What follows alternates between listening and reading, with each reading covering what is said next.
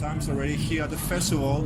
Do you think that maybe Emperor is a nostalgia thing because you are not recording anything from 2001, I think, but you are still playing. So yeah, it's a nostalgia thing. Yeah, and you see, I would argue that so many of the headliners you see on festivals these days is basically a nostalgia thing. Wouldn't you agree? A huge percentage. Yeah. So, and I think that is it's really a phenomenon of the times we live in. Yeah. Where we are a band we came through before Facebook, right? And all the stuff where things happen so quickly, that there was still time for people to invest and attach to and connect with an artist or whatever. Now, I see my kids, they don't listen to albums or follow artists. They have playlists. Yeah, it's like this week it's that, this week it's that, and it's really, really hard, I think, for younger artists to kind of build that kind of sustainable connection. Yeah, that's why you see that the bigger festivals and the big headliners are Kiss or Judas Priest, and that are from a time where people actually developed a real relationship to those songs. Yeah, but do you think that maybe with time people will get tired of going to an Emperor show without new songs? But I think, for example, if a kid is started to listen to black metal now, and he's in his 16s, 70s, he's never seen Emperor before, and he listens to stories about Emperor and listens to the albums, he will love to see you guys playing, even if you play the same album all over again. But do you think that with time maybe people will get tired? I guess both yes and no, but then again I see from not by any comparison, but I think when I see Iron Maiden, I don't get tired of hearing. It's always they even joke about it from stage that okay, I'm sorry, we're going to play some new songs, but we'll play some old songs later. You know? Because it's not necessarily the quality of the music. It's just that if people have a similar relationship to some of the songs that we did early on, that I have to some of my favorite bands. If you see them live, every second year, and get to hear those songs loud on the speaker, would it be boring? you know what I mean? And so, but it is what it is. I mean, this is kind of the powers of the market, if you will. Basically, the way I see it now, in the beginning, because I have my solo career, I've been doing, I'm really releasing 7 solo albums now, so I've been doing that for far more than I've done Emperor, and I've played this festival and so many other festivals as a solo artist, and sometimes, I'm up on the bill, sometimes on the middle of the bill with my solo stuff, and in the beginning I was thinking, oh yeah, I'm doing all this new stuff, and why people so nostalgic about all this old stuff, and now, I mean, I'm from Norway, I play extreme music, and I get to do both.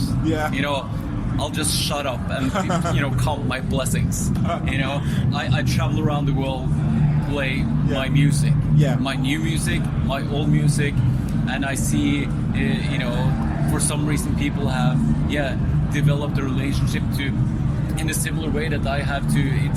It's humbling. And if people.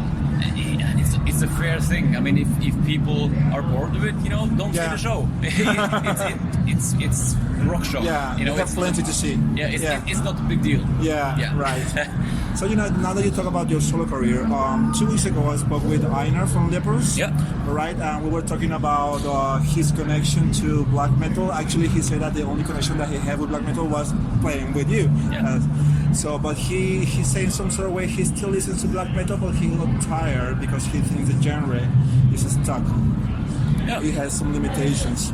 So is the same for you? Because, for example, you follow your solo career, but you're doing extreme metal, but not black metal per se, right?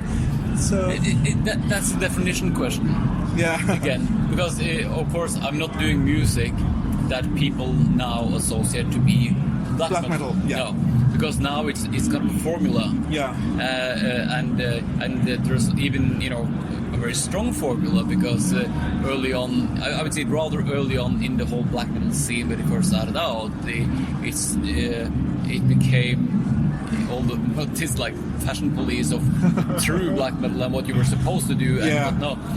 And to me, that has always been the antithesis of black metal.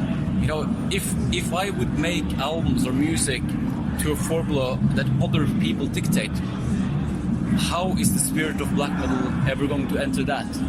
Isn't black metal all this do what thou wilt shall be the whole of the law kind of spirit? Isn't that the whole fucking point of it? Yeah. So for me, when I express myself, the type of vocals that I do, and there are distorted guitars, and there's often dark subjects of what I do.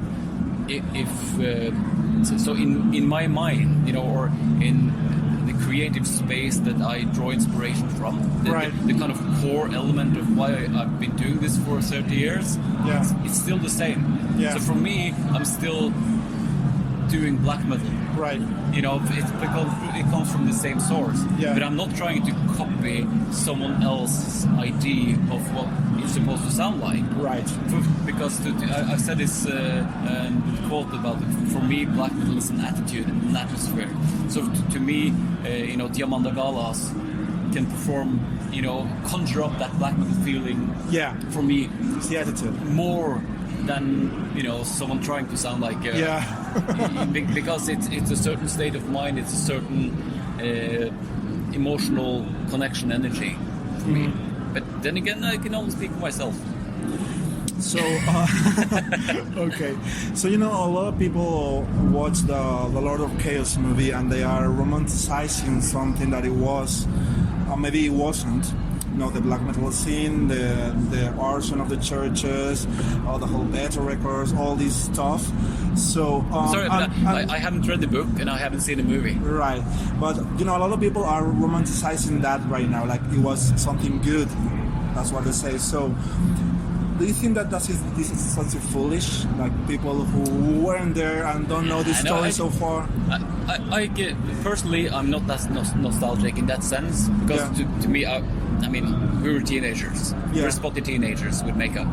So and we had strong convictions and strong, driving force to do what we did. Yeah. And I think it's very typical to come like after the fact and try to kind of justify or kind of make it nicer or what have you. But that would be like trying to brush off Jimi Hendrix's drug abuse. You know what I mean? It's part of the package. Yeah. It like the whole thing with drug abuse or whatever that you have in other genres. It's kind of part of the mystery. It's part of the cult. It becomes part of the artistic package. That's why people buy into it. Yeah. That because it feels real. When it's not just someone singing about like some kind of fancy, there's actually real bad shit happening. Right. People who sing about bad stuff, and and you don't know who the fuck these people are. Of course it becomes part of the package. Yeah. And if we did exactly the same style of music, but just being, spotty teenagers without all the bells and whistles in the beginning, it probably wouldn't have that artistic impact that it did. Then again, I found it very liberating. Like we played here in 2014, and we played right after Behemoth. Yeah. Who basically put on a show that was basically everything that we could have dreamed of. Right. In '93. Yeah. Because they put on an amazing show. And it's so dark and it's so, the essence of black metal. The makeup, the costumes, everything. Fire, everything. Yeah, everything. But it was kind of as an interesting, observation. It was kind of cool to go on stage and perform the entire Indian Nights of the Eclipse in jeans and t-shirt and still conjure up the energy. Exactly. So the one thing doesn't exclude the other. And but I for one, I'm not one to romanticize or try to deny and say like, oh, I don't want to talk about the past, or to me it's not difficult. It is what it is, but to me it's not interesting. Yeah. So I have no absolutely no desire to see this movie. I didn't see The Dirt either. Yeah. I don't care. Yeah. I don't really care. And I'm, to be honest, most of the stuff I don't remember. Yeah. Because it's such a long time ago. Yeah. And I know a lot of other people think it's super interesting. Yeah. And I can understand it from an outside perspective. But man, I'm doing live shows with Emperor. I'm doing live shows with own stuff, recording. I'm producing for other bands. I have so much other stuff on my mind that I find meaningful. And I've been so privileged to be following this. Yeah. I've never had any other plan with my life than to follow this passion I have for music, wherever that takes me, and that's my focus point. Right. So for me, the whole, even this, what you think of the current state of the black metal scene, I don't know. I don't care. It's a very selfish and probably a very arrogant thing, but I just love doing what I do. I don't care what other people do. Along the way, I meet amazing people who have a similar passion, and it doesn't matter. Maybe totally different styles of music, but I recognize, it resonates if they have the similar driving force. Yeah. I've met authors that have more in common with artistically than most, black metal bands. If you know what I mean. Yeah, totally. So now that you mentioned Behemoth, I think it was last week they were planning to put a show in Ireland. The mayor of the city where they were playing tried to ban the show because of the satanic imagery. Mm-hmm. So do you think that this, in some sort of way, is a positive thing for black metal because it fits the controversy and people want to see the show now that it's banned, or is bad because not all black metal is related to religions? No, but I think it puts on it makes visible a very, very, very interesting point of censorship. You know what I mean? Because we live in an age where we're not only, the black metal scene, which is basically, extreme rock music. Yeah. But there are definitely groups of people with a certain cultural or philosophical way of life,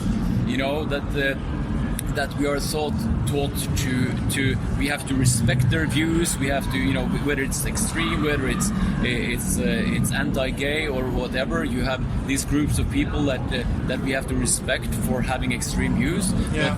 But if you with a black metal background or doing something extreme in that way, that we can censor. Yeah. So for me, I think it brings up a very interesting point that some opinions in society, whether extreme or not, are mutually allowed. Yeah. Whereas others who are just the same kind of extremity or not even that are denied. So for me, it just goes to show that there's no real perspective on what is fair for everyone. It's just and to put it more into context. I mean, now it's we get a lot. Oh, how did you guys experience the overnight success of the early Emperor albums? Like, why the fuck weren't we there? This is just a struggle. Yeah. And I've taken so much crap. Major media, they fucking hated the early Emperor albums. They absolutely slaughtered them and ridiculed them and ridiculed us. For them now it's classics. Yeah, and now I've seen the same magazines have in nice the clips put up next to the first Black Sabbath album. Yeah. Like the most important. So basically, it was never about what we stood for or what we did. It was what people decided they wanted to be, and even like social acceptance of what I've done, locally in Norway as well. It's like everybody, oh, it's such a great thing. Because and they don't know the fuck what I'm doing. Yeah. It's just they see that I make money doing it, and then it's okay. Yeah. You know, but and they accept it. Yeah, and because it became you can't say success because nothing commercial about it. But, it's a living. They assume that I changed my ways. Yeah. But I mean, I would argue if you compare the lyrical content, how unprovocative it is. The first Emperor album is like it's fantasy lyrics. I've done stuff, as a solo artist that's far more harsh and critical and to the point. Yeah. But they don't care because it fits in with the perception of what they wanted to be. It never was about what it actually was. So for me, it just it brings out interesting perspective of